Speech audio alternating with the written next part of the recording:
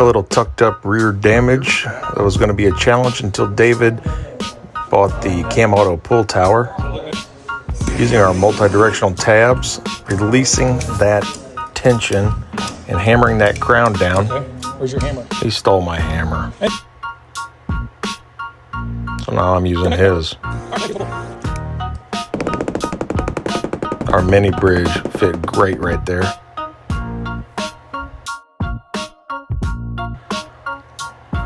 A little cold glue.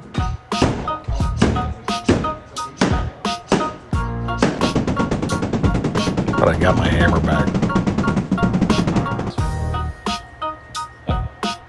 And I tagged his cup. But he got my hammer back. That's all right. Not bad for a couple of old guys. Great day hanging with my brother.